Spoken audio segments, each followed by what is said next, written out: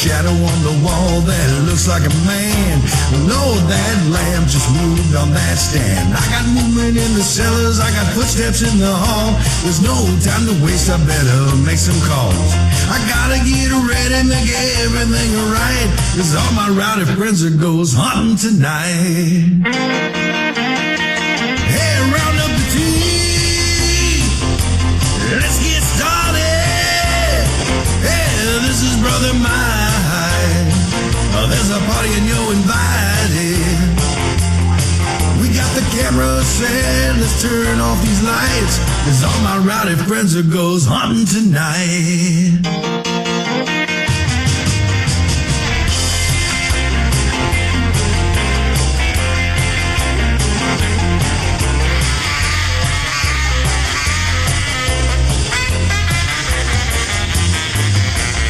This old house has a long history. It should be real good for activity. And we got the house wired for sound and got motion alarms setting all around.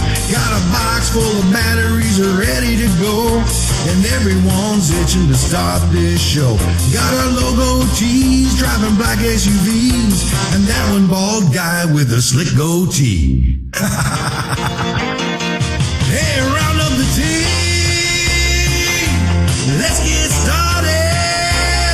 Hey, this is Brother Mike.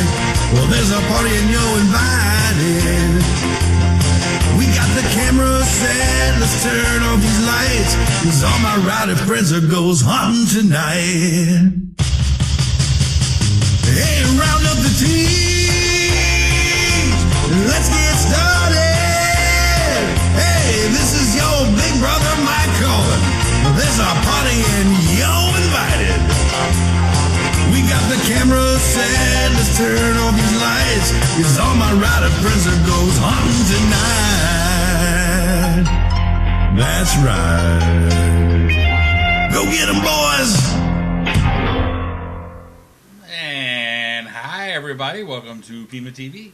Welcome to the end of September. It is September 28th, 2012 already. I think the more mature I become, the faster the time seems to go in the year. It just means Santa's coming sooner. Really? Mm-hmm. Okay. What about the Easter Bunny? Is he coming faster too? No, the Great Pumpkin has to come first. Oh, easy. Been an interesting week this week so far. It's been a long week. It kind of has. Lots of stuff going on over here at PEN. Please check us out every night. Schedule tab right up above. There's something on every night of the week. Several new shows coming. We had Lisa on Air started last night. Yep. Awesome new talk show. You have another one coming on Monday night on Ladies Night. Off the Wall with Becca Shugart. That's coming in a couple of weeks. Yeah, I can't think of who else. If you're a busy paranormal investigator and are out roaming around most of the weekend, you can catch up on your sports here every Thursday night with the Man Cave Sports Show.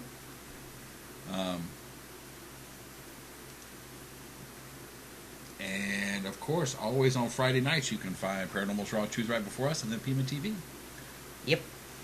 And don't forget to catch Mary and my lovely wife sitting here next to me. They do Just Saying on Monday nights.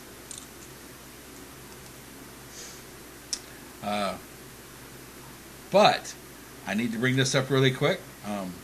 On Tuesday nights we do a show called Namaste Yoga. I have actually started doing the yoga. I haven't lost a whole lot of weight yet. I do feel better. I'm slightly more flexible, I feel like anyway. And I enjoy listening to him moan from across the room. As you can see from the link down below, I did start a group up on Facebook.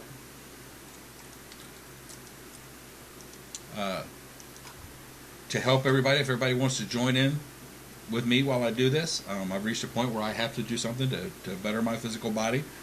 I'm pretty much every cliche there is for the ghost hunter. I don't have any hair. I have a goatee. I have tattoos. So I'm pretty much every cliche there is out there, and I'm round. And I'm going to try to change the round part. And most of his wardrobe is black. And that's very Yeah, but the black goes with everything. And when you're in Vegas and you're playing roulette. Never mind. So anyway, if you get a chance, please look us up on Facebook. Join us. Basically what I'm doing is I'm doing it on the show every day, doing the yoga every day. It is on our World TV player. If you look up here at the top of the website, there's some buttons across the top. One of them will say World TV. Our archives are there. I have left the Namaste Yoga as the first show that shows up, so it's the first thing that plays. Log in, do it every day. It's benefit your health and help keep you grounded. Being grounded is important as a paranormal investigator. But so is being protected. Mm-hmm. Without being round, I'm trying to get less round, Oval, more eggish. I love you so much for that. But tonight, now that he's done, I get to talk. Tonight we have a very lovely guest. She's all over the place. We've been to quite a few of the same locations, just at different times. Unfortunately, we haven't been able to meet in person, but that will change. Tonight, our guest is the founder of Jersey Girls Paranormal, Tracy Hultay. Tracy, are you with us? I am. How are you? Fine, and how are you? Great. Thanks for having me. More than welcome. Thank you for being here. Wow, that's a good picture of me right there. Doesn't even look like me. We ask this of a lot of our guests. What got you motivated? What got you started? If you'd have read her bio, no. Actually, I grew up in a house that was built in 1845, and we had some activity going on growing up as kids, and I saw a couple things and heard a couple things, before it became trendy. And as we got older, we always kind of got into it, and my brother and I, we decided that we saw this ghost hunt in Eastern State Penitentiary in 2007. So we said, let's check it out, let's go. So we went, we ghost hunted there with another group, and we kind of took off since then. Well, according to your bio, you and your mom had actually seen the same apparition in the house. Yes, I saw a little boy, the same little boy. I saw him twice in one day. It was on a holiday, I remember it, but I saw him twice in one day, and then I saw an older gentleman look almost like a sea captain. And my mom had asked me one day if I had ever seen anything. And I said, why? And she says, well, I saw something the other day. And then she told me, but when she saw him, she described him the same way that I saw him, but she saw him holding a baby. He wasn't holding a baby when I saw him.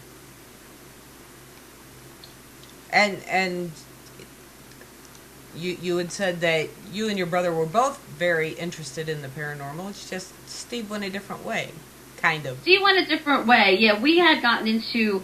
I had read a blog years, I guess it was about 2006 maybe, and it was about a Frank's box, which is ghost box. It's very controversial, it's a broken radio basically that they say, you can use to communicate with spirits. A lot of people don't believe it, and I don't shove it down people's throats. I just ask to have an open mind. So I had seen this, and Steve was really big into EVPs at the time, and I sent him the blog, and he got into the research aspect of the ghost box, and he started building radios and figuring out how they work and how they can communicate with the spirits. And I wanted to kind of get out there and do things on locations because I like the history of things and stuff. So he kind of stayed with the research, and I formed the Jersey Girls, and he helps me. We still investigate together, and we have a radio show too. Right. Yeah, we're friends with Mr. Siapi who built the Joe's box. So. Oh, okay, yeah. That's where my brother, I think, first contacted. That's how they first got started. That was the first box they built, the Joe's box. Yeah, Joe tends to pop in here off and on. Off and on. We'll catch Mr. Siapi in and out. Oh yeah. And bringing up Mr. Siapi, I know his motivations were very personal for doing it. Is that something that you feel should be important to a paranormal investigator, that they have their motivations should be their own, not their the TV? Yeah, I mean, I can honestly tell you when I first started getting interested in investigating and stuff, it was like, oh, I can't wait to get evidence and I can't wait to find a ghost. And I really did it for like more the thrill of it. But in 2009, my dad passed away, and I kind of looked at it in a whole different realm. Like I was like, I wanted to communicate, and I really wanted to know what happened, after we die. It wasn't all about like, let's go get the ghost. I mean, it was fun to do that, but it meant a little different to me then. Right. No, I completely understand that. Mine started when I was about 8 and saw the neighbor walking home one night 2 weeks after she had passed away. Wow. Of course, Yeah, of course, I got the crazy. You're imagining things, you're dreaming. Go back to bed. So. Oh yeah. I mean, now it's so trendy. Now that people don't think you're crazy. Now it's like, what? I want to see too, but. Well, back then. there's good and bad from the TV exposure, don't you think?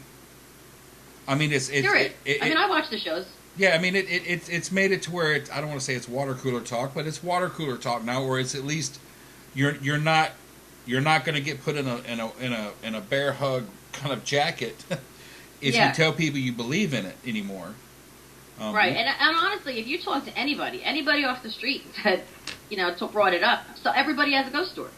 Yeah, but you got to remember too, the downside to it, in my furry opinion, is the fact that there's some things and some habits that it's teaching people that I don't think are going to be in the long term will be more detrimental than they'll be constructive at all.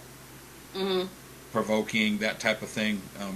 I have no problem with somebody if you're going into it like a jail or a prison, and you talk a certain way, because that would have been the normal type of conversation carried on there.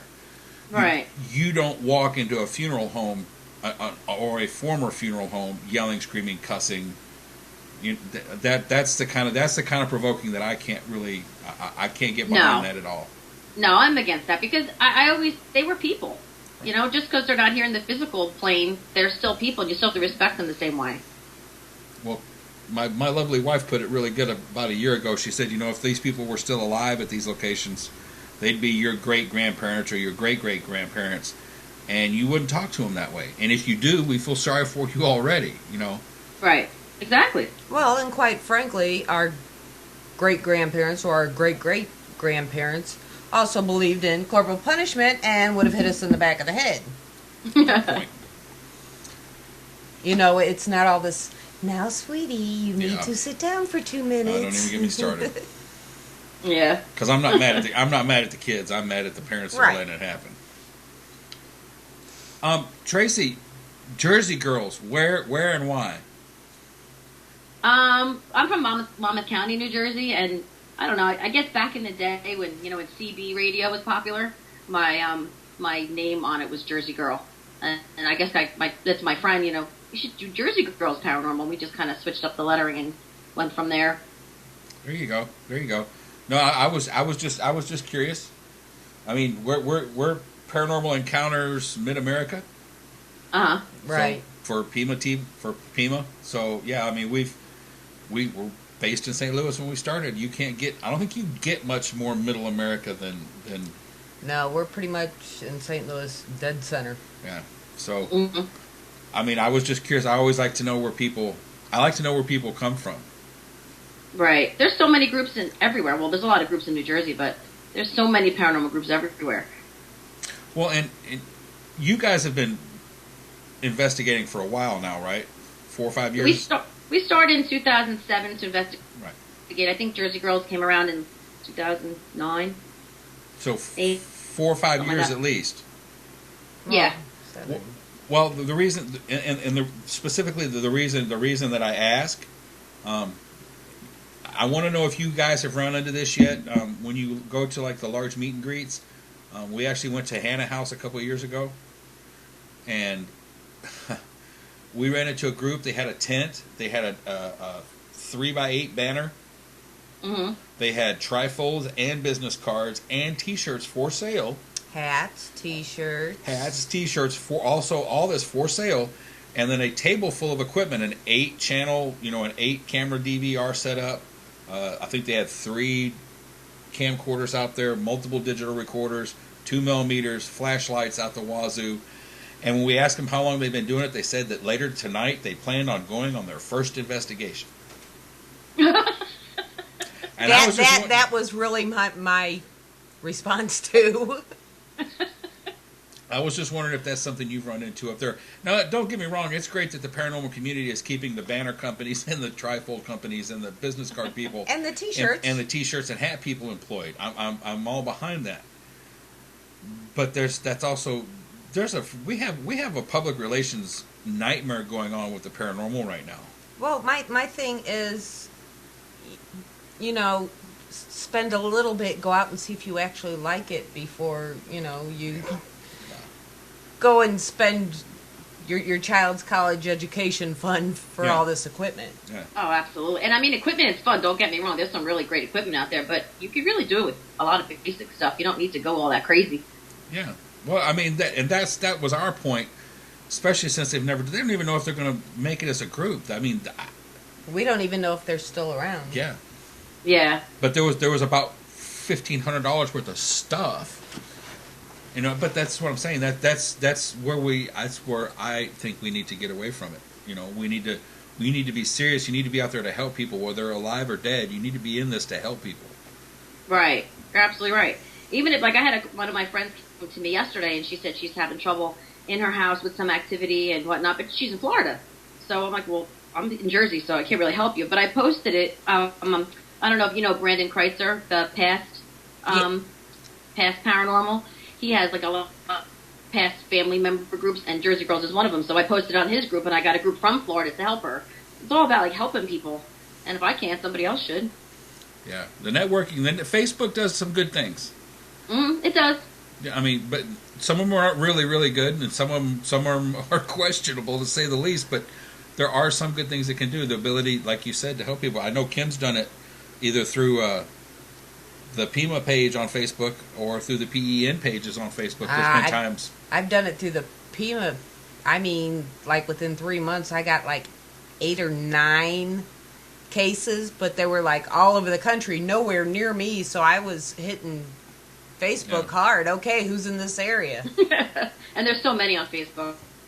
Right, but So many. But when you get 12 volunteers, I go with the one that I've been talking to the longest because I kind of know they've been around longer. Right. And it's like, okay, here's the information. You get this one. Mm-hmm. And it has nothing. It's nothing against the rest of the people. It's just I don't know them as well, and I wouldn't recommend someone I haven't talked to or had any association with. Oh, of course. Well, you had mentioned. Yes, I went through your website a little bit. Okay. You had mentioned that you guys like going out and working with other teams a lot. Yes, I love it. Because I don't have a big team. It was me and my girlfriend, and I have a couple other girls. There's like 3 of us now because one of the other girls isn't with us. So it's very small, and I usually bring Steve on all my investigations. He does all kinds of the technical stuff that I can't do. But I love to work with other teams because I want to see what they bring to the table too, what they do, what kind of equipment they use, what I can learn from them, they can equally learn from us, and we work good together. Yeah, it's all about teamwork. It is. It really is. Yeah. And whatever they do, I might not do. I'm like, wow, that's a great idea. And then where I bring something, they're like, oh, we never used that. Let's try that. And you really do work good together. Right. I met so many people that way. Even if it's something small and you just didn't think about it. Oh, yeah, absolutely. Even like, I think when I did EVP work, one of the groups I worked with, they used headphones in their recorder, which I never did. I would just carry around my recorder. But it amplified it so much better. I was like, why didn't I do this before? It's such a simple thing. Why didn't I ever do it before? But there's a lot of people out there that aren't open to that. They're like, well, we're going to go out, and if we run into another team, well, they're going to do it the way I do it, or they're just not going to be there. No. That's the other. That's something we've got to stop. You know what I mean? Yeah, you're absolutely right. I mean, I'm very easygoing. You told me to go somewhere, I'm like, all right, where do you want me to go? Yeah. Right. What do you want me to use? Right. But I mean, that's been an issue. That's been an issue in the paranormal, I think. Well, even up in Gettysburg last time, I have this fear of horses, a major fear of horses, and the team I was on that night was supposed to go into the barn. Well, I know there's a horse in there, a living horse. I'm not going out there. And everybody's like, okay, well, I don't know. Okay, we'll pull this person. And I'm like handing them all my equipment. Here, have fun. And they're like, what, take your equipment? Well, yeah, you don't have any. You don't have this. Take it. Use it. Right. But it was, yeah. And then they came back, and I'm like, okay, did you have fun? Yeah, but that horse is out there. Well, hello. So wait, you were afraid of the horse? Yeah, she's a major hippophobe. Horses will eat you. You sound like me and clowns. I hate clowns, but I don't mind looking for the dead. Okay, I will go hunt your clowns, and you go hunt my horses. All right, deal. We got a Oh, deal. Lord, there's not one circus safe between the two of you now. Tracy, I have to ask you this because we ask every one of our group guests that comes on that comes from a specific group. What do you think we're investigating when we're out there? What is your philosophy or your beliefs of what we're communicating with? Well, I don't know. I mean, you really don't know. It's the truth. You don't. There's no definite proof. I mean, I can give you a sample. That I mean, I would like to think we are speaking to the spirits when we were using the ghost box, when we started using it, and everybody said it was a broken radio and blah blah blah and all that, and we kept using it, and I did get answers from it, and I recorded and everything. But when my dad died, he knew what we were doing too, and I said to Steve, I said, "Do you think Dad will come through the box?" And he said, "I don't know."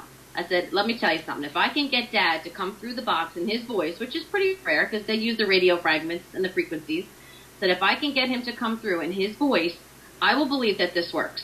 So it took me probably close to a month, and one of my last sessions, and I said, "All right, Dad, I don't hear you, and I'll try again later." And I said goodbye. And when I played it back, I didn't hear it at the time, but when I played the recording back, he said, "Bye, Gooch," which is exactly what he called me, and it was in his voice. That's very cool, though. So after that, I was like, it's got to work on some level. Everybody that heard it, that knew my dad, said, "Oh yes, that's him." But in that the case though, and that's also a misconception to the general public. That you can everything we do happens in an hour. That's not. That ain't how it goes.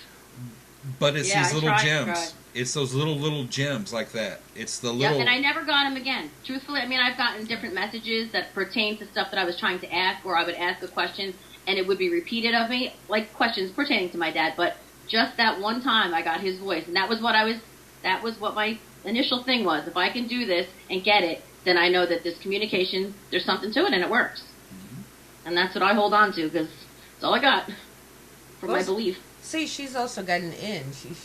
She knows this guy who makes the ghost box. Yeah, that helps. Yes, my brother, he makes them. I test them. It's a good bond we got. Older brother or younger brother? Younger, not much younger though. We're like 21 months. So you've been beating up on him for years. So he does it out of fear. Well, I did until he learned karate when we were kids at that time. Well, I know we've both been to the Shanley, not at the same time, but how much fun is the Shanley? Love it. And the last time I was there was a year ago, this September, so I'm really aching to get back there. So when you guys go, I'm going to have to come with you. We're looking at April or May. Well, that's lots of time for me to plan. That's good. I would love it. But yeah, what kind of experiences did you have up there? I mean, what we've had are little, but very in your face. Well, I had a couple of different experiences there. The first time we went, and it was like July of 2009, I guess. We had gone out to the well where they say, Rosie had fallen and hit her head and everything. She was 4 years old. I don't know if anybody knows that. You guys know that. Yes. And we had done like a ghost box session. We had asked if she was there, and we hear a little tiny voice, and she says, "Hi." And then we said, "Do you know what happened to you?" And she said, "Head." Oh. And it was a little girl's voice. And now I went back November of 2010, maybe. And no, I was 4 with. It must have been 2010, but it was 4 months apart. But I went out there again because we were being told from the box saying, well, kept saying, so we got to go outside. So we went out, we did it again, and I got her again. And I went home and compared my audio. It's the same voice, 4 months apart. We ought to send her the mic. When we were there last Halloween, one of the guys was up in the front part of the bordello, that front bedroom type thing, sitting area type thing. Well, he had passed gas And when he did, you can hear this little girl just start giggling. And that's no little girl. No, there were no children there. Yeah. Wow. And it's like, see, even she thinks that's nasty. Yeah. The last time I was there, which was the year before that. A year ago, last April. Yeah, the year ago, last April, which is the only time I've been able to get up there. We don't let them out much. Yeah, well, there's that state laws and all. Anyway, when I was up there, we actually even did the Gonsfeld up there, inside the Chandler. The what? The Gonsfeld experiment. Oh, yeah? Where you cover your eyes with the golf balls and it's the white noise. It's and ping pong balls. Golf balls don't split. Yeah, that's right. Yeah, well, you could. It'd just be hard. And we had some fairly interesting results from all that, too. So that's the thing about, when we were up there, too, we also had the DVR. It didn't record for Mary and Steve with Truth Travelers, but we saw it. Right. Up on the third floor in one of the front bedrooms, where that chair sits. Joe's room. Joe's room, right.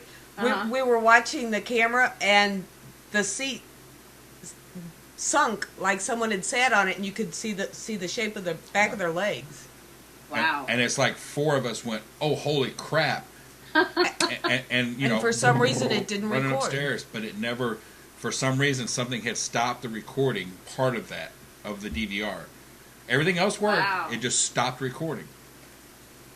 Oh, But yeah, if you want to hear something else, in that same room, we had gone up there, and I was with one guy, and there was another guy in the room next to it, which was Jonathan's room, the little boy's room. And we walked up, and I heard the loudest growl. And I said, did you hear that? And he said, yeah. And the other guy said, I heard it in here. And not one of our recorders picked it up. Yeah, there's something about that third floor, because sometimes I can go up those steps, and other times I'll look at those steps and go, yeah, no, and go downstairs. Yeah.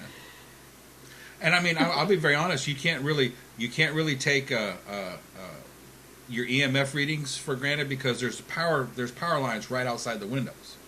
Mm-hmm. But what we saw was not EMF, was not an induced from somebody being in an EMF atmosphere. What we saw was, there's no other way to say it. It was PK. It was psychokinesis. It was something causing movement in this chair. Because you know as well as I do, there's no air controls running to that chair on the third floor. No. That could suck the padding down like it saw. And you all saw it. That makes it. Well, yeah. Incredible. How, and it wasn't just one or two of us. There were a group of us. Yeah, there were quite a few of us, and we were watching off of two different computers on opposite ends of the meeting room. Wow. Yeah, I mean it's incredible, and that's something a lot of people don't understand too. Is when you start talking about seeing like vertical blinds move and there's no breeze causing back behind it, or even if you go really old school and you start seeing flames flicker and that kind of stuff, that's psychokinesis. That's something from the other side, whether they're coming through a wormhole or however they're doing it. That's a serious event that you're witnessing. That's something manipulating this side of the veil. Mm-hmm. Now, once you eliminate all the other possibilities, even Sherlock Holmes said, once you account for everything that's accountable, you have to account for the impossible. Right. Yeah, there's so much unexplained. It's strange. Yeah. Well, and I'm sorry, go ahead. No, in the one room on the second floor in the corner, right by that one bathroom, that blue room, I stayed in there one night, and I woke up to some lady humming a tune to me. I was like, well, that's a nice way to wake up. We had the room at the other end with the sunroom on it. Oh, I stayed in there the first time I was there. Okay, then you'll know exactly what I'm talking about. On the far side of the bed toward the windows, there's that nightstand right there. Right. We had taken our stuff up to the room, and I had taken my purse and shoved it between the bed and the nightstand. And I had gone downstairs, and everybody else was downstairs. Nobody was on the second or third floor at all. And one of our friends started to go up the steps, and she heard the bells. And I have these two little bitty bells on my purse. It's a Hello Kitty and a frog. Don't ask why they're there. They're just there. Okay. But she's like, I hear this noise, and she's like, those are your bells. And I'm like, Okay, they're on my purse. My purse is wedged. It's not going anywhere. We went up to my room, and the purse had been pulled out about 18 inches and then cocked sideways. Wow. So the bells that we heard actually were, The bells on my purse. yeah, her purse was being moved. Well, they're Interesting. not hard to. It's a Yeah, distinctive you know the sound. sound. Right. It's a distinctive sound. Right. So- Well, my mom actually stayed in that room. That's Esther's room, and I stayed Yes. out in the sunroom. But my mom had gone to bed earlier before we did. She was tired, and she said that she was sleeping, and she kept the light on. She was a little nervous to go to sleep, but eventually, after she drifted off to sleep, the light had gone off. Like they tucked her in and took care of her. Mm-hmm. You get a very comfortable feeling in that room. I sleep the best every time I go there, and I'm not good when I sleep out. I don't sleep real good, but when I'm at the Shanley, like perfect. Right. Well, like the first time, it was great. The second time when we went to sleep, But like we were discussing before the show, something up there apparently decided we were cold and cranked up 2 space heaters in that little bitty bordello room. Wow. And we woke up and there was a wasp going up the curtains, and it was like tropical jungle heat in there. It was crazy. We were burning up, and that was the morning the blizzard hit last year. Oh boy. So it should have never been that hot in that room ever. Oh, and if we're going to talk about the Shanley, I have to throw this shout out there for these guys. What's the name of the town that you have to drive through to get to Napanock? If you're in the Napanock general area, Yeah? look for Dinsdale. the Zombine. Oh, yes. That's oh, over in the Liberty. zombie, yeah. Oh, It's on the opposite side. I missed it last time. Oh, those guys! Oh, not only is the coffee amazing, but just the whole layout of the place. I mean, they have like the etched mirror in their bathroom is actually like a psycho. It's like etched into the mirror is like the psycho shower curtain and stuff. Oh, it's cool. Oh, my next time I go up there, I'm going to make sure I go early so I Oh. can stop there. It's I think nice. it's in Liberty. Liberty. I believe Okay. you are correct. Mhm. But they're an awesome coffee house, and that's the one thing. That's the one thing I haven't seen a ghost hunting group try to get as a sponsor yet is either Red Bull or Monster or Maxwell House or Folgers. I'm surprised these guys aren't all over this because as a collective group, we're keeping these people, employed and Yeah. profitable. You're right. But we did find the ultimate paranormal investigators, paranormal researchers coffee. We found Oh this. my God. We found this brand called Bolt, Yeah. and it's vanilla vortex or supersonic cinnamon. Oh This my stuff is goodness. triple. It's coffee? It's coffee, and we got it at Walmart. It was on clearance, so we're like, "Oh, let's try it. Try Let's it. see if it's really does what it says because it's supposed to be 3 times the caffeine." Okay. We had one guy down at Old South Steve Pittsburgh Fricks. Hospital, Steve Fricks. He drank about half a cup, and he's like, "My mohawk is buzzing." Yeah, that's what he said. He'd actually just shaved it and just spiked it up, and it's about so tall, a couple inches tall, and he's sitting there about halfway through the glass, and I can just look at him and tell he's buzzing, and he's like, I can feel it tingling. He's touching the top. Oh, that's funny. But yeah, 1 cup of that, and you're up for the night investigating. How Wait. I do want to mention because go ahead. of her with the well, Rosie and the well. The only time I was out near the well was the first time we were there, and I was just walking around in the parking lot because I have this thing about collecting rocks everywhere I go. Uh-huh. And I found this really cool rock out by the well. And I took it inside, and I was showing it to Sal, and he's like, "Where did you get that?"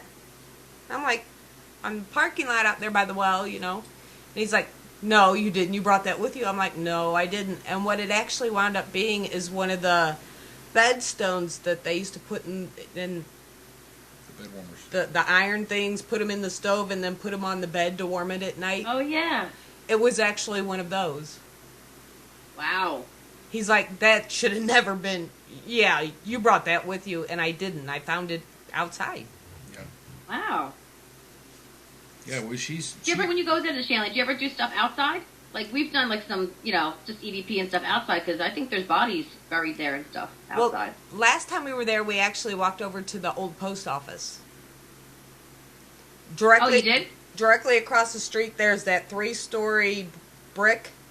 Yes. Right on the other side of that is the original post office.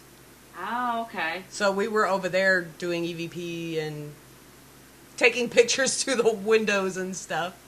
Yeah, and There's another one. Click them in. I like the Shanley.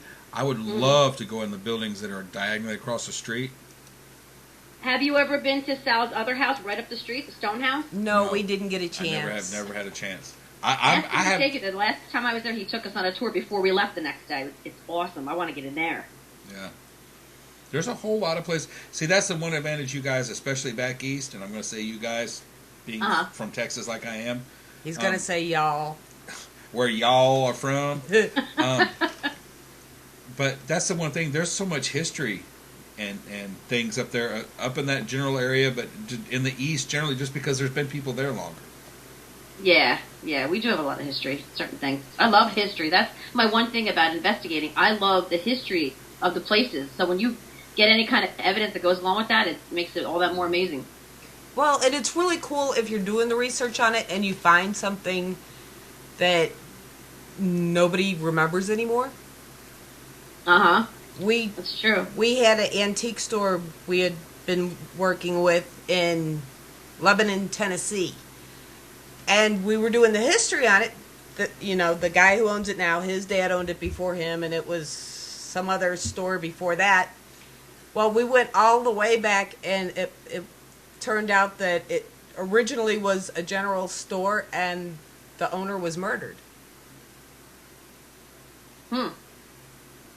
But the whole story behind it is insane. I mean, it was a bunch of kids, and the kid that was leading it was actually, the term that they used was mulatto, which if you don't know what that is that would have been a interracial child from back then. But he was like between 14 and 16 years old, but he was the leader of this group, and the rest of the group were all white and in their 20s. So you tell me who his father was. In 1886. In middle of Tennessee. And he never went to jail for it. Yeah, he was actually on censuses. On the census. For the next 2 censuses. He was on there for the next 2, which means he was out for 20 years. So he never served time that he was ever convicted of. So once again, who was his father? But you'd have never known that if you didn't do just a little bit of the historical research by going to the Hall of Records, yada, yada. Right. And the lady in the Hall of Records does not like us and does not want us in there to find out anymore. Yeah. Interesting. But I mean, I'm sure you guys have run across stuff like that up your way all the time. Yeah, there's a lot of. The one place we went to, the Proprietary House in Perth Amboy, we just went there recently. We went with another group who does some documentaries. He goes in first and he does the history of the place, and then the group goes in and we investigate, and then he makes a documentary out of it. And if anybody's on YouTube want to check him out, Visual Paranormal is the team, and he does some really good documentaries. So he does a lot of the history stuff, and then we go in and find some stuff to try to corroborate the history. It's pretty cool. And that was like the last royal governor's mansion in New Jersey. And it was a lot of different things. A hotel, it was like, I think, a boarding house, and the governor's mansion. It was a lot of different things. So there was a lot of different history going on through it. So you like having the history going in ahead of time? Sometimes. I don't like to know the ghost story parts of it. Like, I don't want to know, like, oh, there's a woman in white in this room. Like, I don't want to know that. But I do like to know, like, what it was, what the building was. Well, just from my point of view, I like to know if it's structurally sound, but then, I weigh 330 pounds. You have to think about those kind of things. You don't want to go walking into a weak floor. Seriously, you want to know what you're walking into before you get there. Yeah, that's true. Like Eastern State. We went to Eastern State a few times, and it's a great place, but crumbling, it is a mess. There's a lot of areas we weren't allowed to go in because it wasn't structurally sound for us to go in. But it is definitely just a crumbling piece of whatever. But the history of that is fantastic, too. Yeah. I like going in with the history, but As far as the spirits go, if they really suspect a specific one, then I kind of like to have the name. That way I'm not sitting there going, is anybody here? What's your name? Right. That way I have a name to where I can use, and then if I get a response, it's better corroboration for me. Right. Or more confirmation, whatever, however you want to make it. Yeah, that thing. So do you have anything big planned? I thought I saw something on your page for March. I think it might have been last March we did that. Next Saturday, we have this lady, her name is Karen Timber. She's from the New Jersey Ghost Organization, and she puts together a paranormal expo in New Jersey, and this is the 4th year, I think. It's little. It's in a little, like, Elks Club, and she heads it up, and me and Steve are going. We're going as the Paranormal Sibs, because that's our radio show, and we're going to have a table. We're going to try to do, like, a radio show from there, just interview the different guests and vendors. Just got vendors. They have psychics. They have lectures all day, and it's going to be a lot of fun, I think. So that's next Saturday. We're going to do that. That's very cool. Yeah, it's neat. And all the proceeds and anything they make, any money, I think it's like $5 to get in. The lectures, I think the lectures are free. If you want a psychic reading, I think they're minimal. I think they're doing a seance at night for an extra $20. But all the money goes back into the lodge and for charities. Well, let me ask you about your. I kind of think I already know the answer to this, but I'm going to ask anyway. How important do you think it is that the paranormal community should give back to the regular community? I mean, being involved with a benefit like what you're talking about, or with the historic buildings and helping with the historic sites. Oh, absolutely. I think it's fantastic. Like, actually, Steve's going to do, he's going to do ghost box tours at the event next week. You know, at 1 and 3 o'clock, we're going to go around and take like a little group. I don't know if they're charging for that. I thought Steve said they were going to charge like $3 a person. But whatever money we make, it's going to go back into the Elks Club. Right, and that's like I said, it's just important that people know that you don't want to. We get such a black eye sometimes from people doing stupid stuff. That it's good that there's still groups of us out there that are trying to do the right thing with the community and help out with the benefits. Like everybody that's involved with the Paranormal Kicks Cancer. Right. Oh yes, I saw that actually. I mean, those guys are great, and they're not only are they raising a lot of money, they're raising a lot of awareness, and they're also giving people a way to get together. I mean, there's so many good things that are coming from it. I mean, I think it's just important that it be brought up that people need to be involved in the community as much as they possibly can. Absolutely, I agree. And I mean, a lot of people, mostly nobody charges for an investigation. Yeah. And I don't agree with charging for investigations. And I go to a lot of. I'm not super big on doing like private residences. I'd rather go to like a bigger place. Right. And work with another team. But in those type of places, you kind of have to pay. But for the most part, like let's say Eastern State, the money that you pay to get into those goes towards the upkeep of the prison to keep it open. So to me, if it all goes to goes to a good place and people aren't just using it for whatever, then I definitely think it's a good idea. Yeah, I mean, I concur. I don't mind paying to go somewhere if it's for a good cause. Mm-hmm. That's where you've also got to be careful, and you're correct. You do have to do some research because there are a lot of places out there that will just scam you. Yes. So I mean, people need to be smart about what they're doing, and don't be afraid to do a little research about where you're going. You know, if you have questions, get on Facebook, ask if anybody's been there. You might be surprised the number of people that will respond. Mm-hmm. Like the Shanley, Old South Pittsburgh Hospital, all those places. Yeah. Right.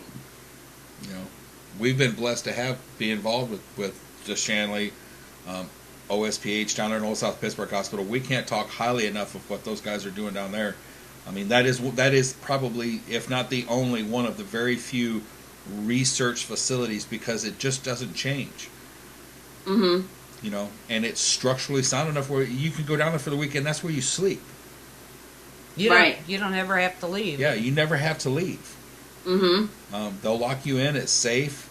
The outside's covered with cameras. You don't have to worry about it. How is that place? I've never been there. Oh my God! We love it. I've been there 7 times. Holy crap! Really? Yes. I mean, there is so much. Far from me though. Pittsburgh's far. No, this is in Tennessee. This It's is probably in even further than you Tennessee. think. Isn't there one near me? I don't. Is that old Pittsburgh? That's a Tennessee? I thought it was one. Old- This is Old South Pittsburgh, Tennessee. Okay. It's about an hour north of Chattanooga, Tennessee. Gotcha. You didn't need that one. But that place is amazing. Well, then that's really far from me. Yeah. 19 hours. But it's an amazing amazing location. Extremely active. I can't talk highly enough. Like I said, It's very clean, very safe. very safe. I mean, the people who run it are completely and totally awesome, and there is always something going on in that hospital. Basically, you've got a empty 68,000 square foot hospital that is now built on what used to be a slave plantation. I'm gonna have to look that up. That place is great. Like I said, I've been there 7 times. But it's really reasonable too. A lot of places are like, it's going to cost you $100 for 6 hours or whatever. It's something like $60 for 24 hours. Mm-hmm. But there aren't any like weak floors or Holes in the floors or all the doors and windows. There's only one set of windows that is broken. That's in the Ivy room, but we kind of just left it because it's the Ivy room. Yeah. Mm-hmm. But the ivy's grown into the room, and that's why it's called the Ivy room. I mean, they've got some plan. If they're able to do half of what they have planned there, once again, this is going to be one of the few places where, and I know Steve will appreciate this. That's one of the most difficult things is you want to do an experiment, but you want to be able to control the variables. Well, this is one of the few places you can go where the environmental variables won't change, so you have a lot more control over what's going on. Like if you wanted to do, just to talk about ITC for a second, you had a particular range that you only wanted to scan through. Well, the first trip you went down there, you could scan in that range. The next time you go down there, because it doesn't change, you could go to another range, and that's all you scan through, that type of thing. A lot of places you wouldn't be able to do that because either it's changing or the environment around it's changing. South Pittsburgh, Tennessee is one of those kind of towns that's kind of stuck. It's about as big. It doesn't have any more land to expand to, so it's about as big as it's ever going to get. It's going to kind of stay the way it is probably from now to the end of time. And apparently Steve knows about it because he's like, they have the 24-hour cameras. Ghost Adventures has been there, and he's correct. Yeah. I remember it now that he said Ghost Adventures has been there because I do watch it. So yeah, I'll have to check that out. Yeah. Check the feeds out. Yeah, the feeds are amazing. I mean, and that's also the other thing too. They're one of the few locations like that even offers that as for something for somebody to go watch. Well, and they also offer it for the teams that go in because not only are they investigating, but you've also got the people sitting there watching who can say, okay, get over here to room whatever. Yeah. This is what's going on. Or at such and such a time, we saw this. So, yeah, I mean, it's amazing. The way they have it set up, it's amazing.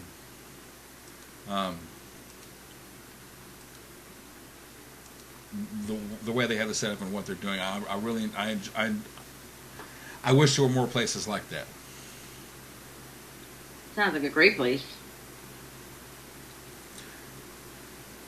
With Jersey Girls, you were talking about having a very small team. Have you guys had a very, very large team and it just didn't work? Or no, it's always been small.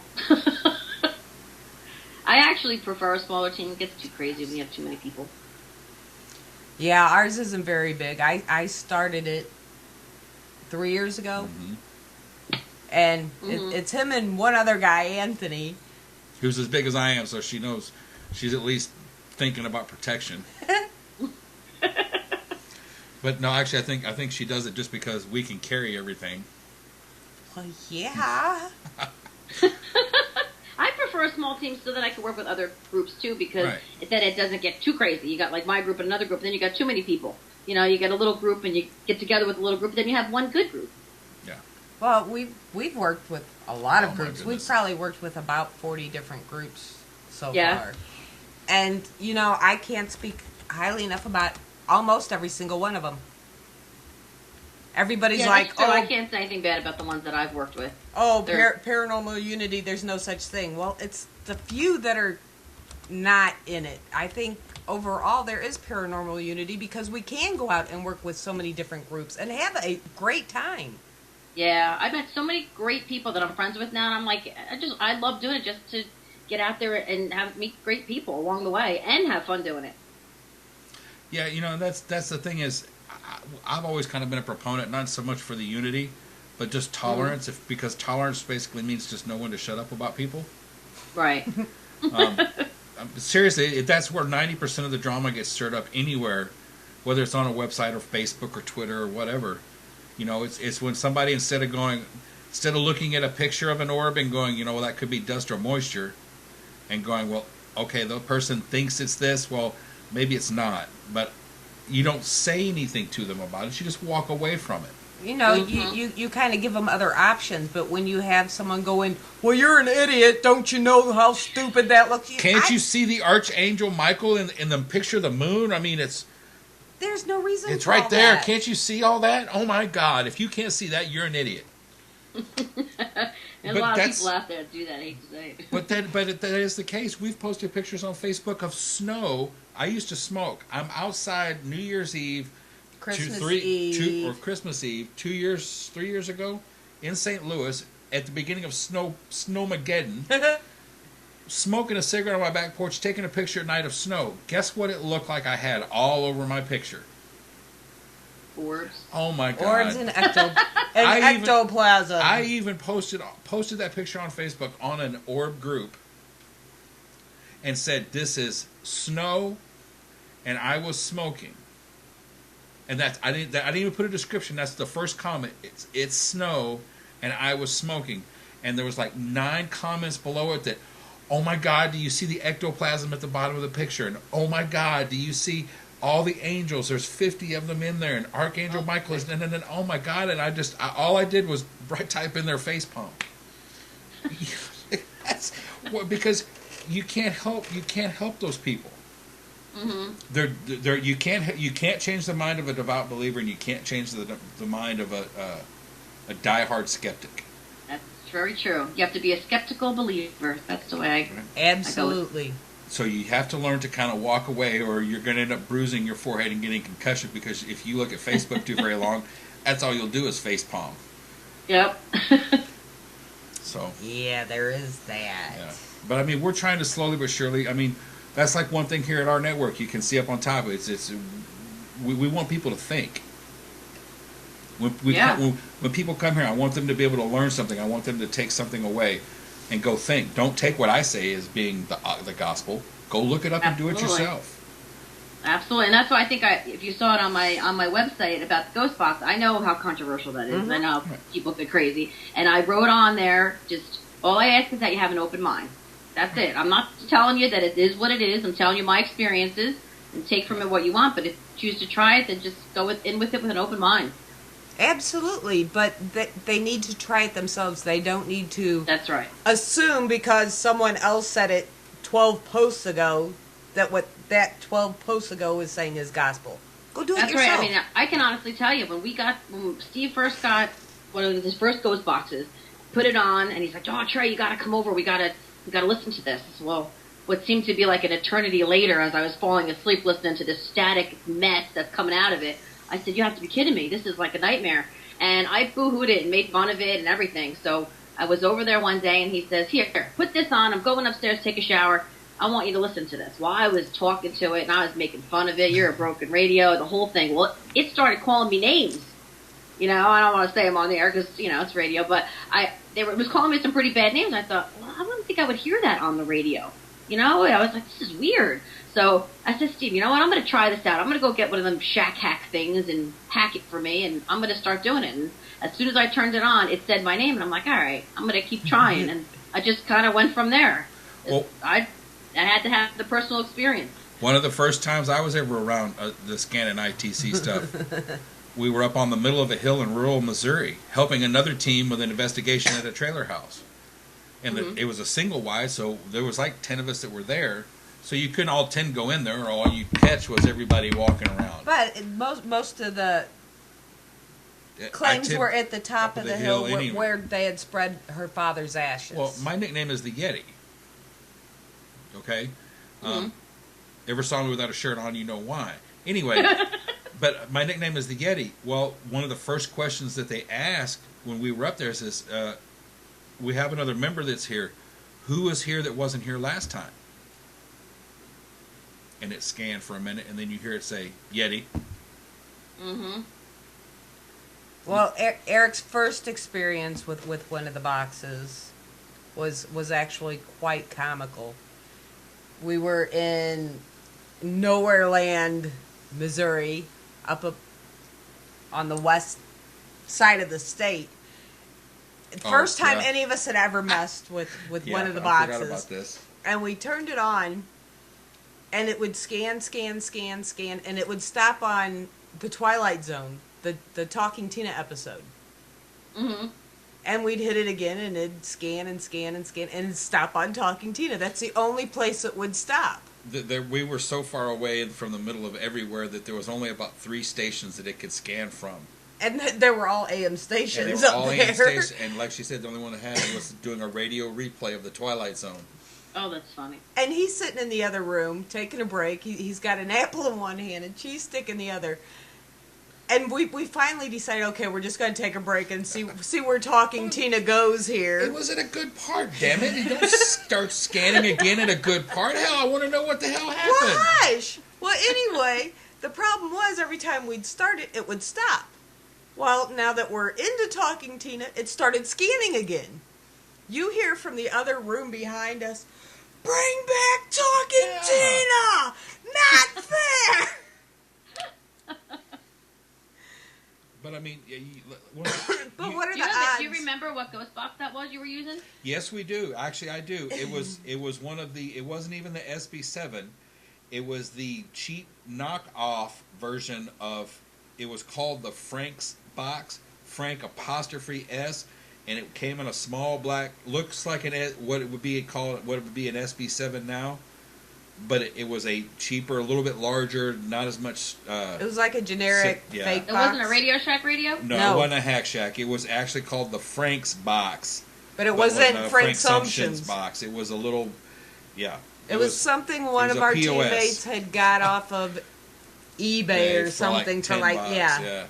Oh, because I know that there's one radio from Radio Shack. I don't know which one it is. Steve would know better. I want to say it's the Sangean, but it scans and it stops every time. You have to almost restart it. It does kind of stop every time at the same spot. Well, that's what this one was doing, but once he finally got into Talking Tina, it decided no more of that and then started scanning constantly. Yeah. That's funny. But it was funny because it was like our second residential. Well, and I mean, we started off, but go ahead.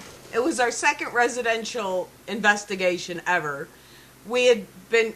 It was like 3 hours from our house. This guy's telling us, constantly about all this activity and everything, and we got to get up there. His family's traumatized. He's getting ready to move, the whole 9 yards. We get up there. He's like, okay, I have problems here, and here, and we're heading to Georgia. See you Tuesday. And he left.